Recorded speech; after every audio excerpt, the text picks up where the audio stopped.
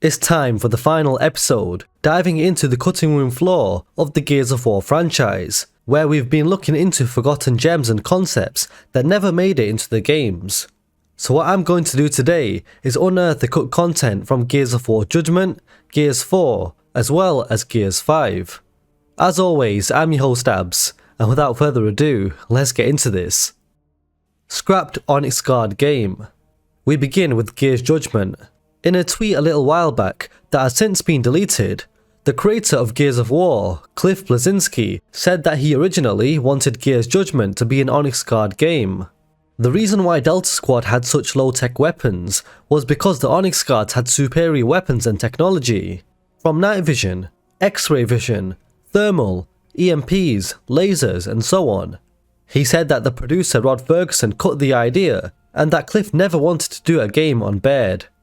Rod Ferguson replied stating that because he had such power over the creative director. Now this one is tough who to believe, because was Cliff just backtracking, since Gears Judgment was a failure? I don't know, but it's definitely an interesting one. I really would have loved a game on the mysterious Onyx Guard unit. They're really badass, and it would have displayed a completely different side to the COG and the Gears universe, as opposed to a forgettable side story about Baird. Lots of missed potential. But I guess that's the story when it comes to Gears of War. Just so much wasted potential. The cut Locust Hydra. In the Gears Judgment guidebook, there's concept artwork that shows a Locust Hydra flying over the burning city of Halvor Bay. So it appears that originally, the Hydra or another of its species was meant to appear in the game, but got cut during development. There's also another concept artwork of a Theron Elite riding a strange monstrous creature which Marcus Phoenix is fighting. It looks like an early design of the Shibboleth or a different Corpse species. I'm not sure, but it's really cool. If I could guess, I would say that the Theron Elite was a placeholder until General Khan's design was finalized, and that creature was the original design of the Shibboleth. General Khan's original name. In other concept art we see General Khan, and he looks so much shorter and feeble compared to his final design. However, the most interesting detail is that his name was originally going to be General Tal. What do you think of this? Would you have preferred General Tal or General Khan? Sophia and Paddock switched roles. So Sophia Hendrick and Garen Paddock originally had switched roles, where Paddock was supposed to be the Onyx Guard cadet and Sophia was supposed to be a UIR refugee. At the time, both characters even had completely different names and ages, but later on during the development, the writer decided to swap them because it made more sense. The new enemies that were introduced in Gears 4, the Swarm, originally had concept art where they looked a lot more menacing and monstrous. Some of the designs looked absolutely insane in my opinion, and were much better and a lot more unique compared to the final design of the Swarm. Some of the concepts do look a bit too alien-like, but the Swarm was supposed to be the next generation, so them having a more menacing design would have really fit. It's quite sad that the final designs were nowhere near as good as the concept artwork. The Flare Gun.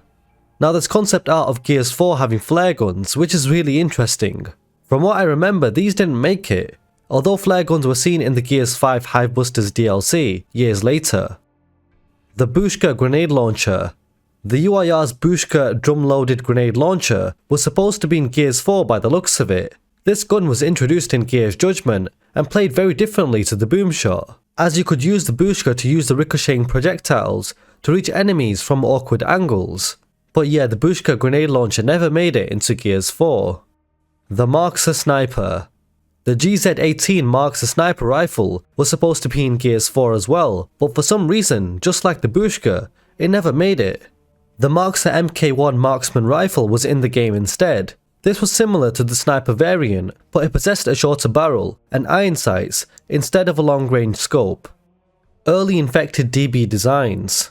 Moving on to Gears 5, we had the DB robots, created by Damon Baird Industries, or DB Industries, which were used by the new COG for dangerous work, construction, and so on. But later it became apparent that the DBs could be corrupted by the Swarm, turning them into hostile threats to the Gears. The early concept art of the infected DBs were a lot more grotesque, and they looked a lot more vicious with the flesh coming out of different mechanical components. The final designs were very underwhelming.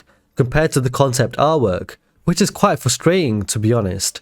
The art style and the concepts were a lot more realistic, and the designs were badass in my opinion. So it's really disappointing that the final designs were nowhere near as good as the concept art. Early Warden designs. However, the Wardens are some of the best designed enemies ever in the Gears of War franchise. I really love everything about them. But unlike with the Swarm DBs, the Warden's final design was a lot better compared to the concepts. The signature helmet, the crystals, the gigantic build, the Locust armor, and the Breaker Maces to top it all off. The Warden is freaking awesome. COG Trooper designs. The new COG Standard Infantry Troopers were redesigned slightly, but there were different iterations in the concept art. Some details were added, while some details were removed. I guess they were just playing around with it a bit, because some of the helmets do look quite strange, but overall some interesting artworks. And that, my friends, concludes this series, looking into the cut content in the whole Gears of War franchise. I really hope you enjoyed this series.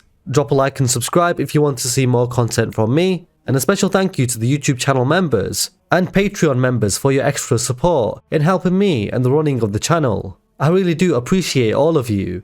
I'm your host Abz, and as always, I'll catch you guys next time.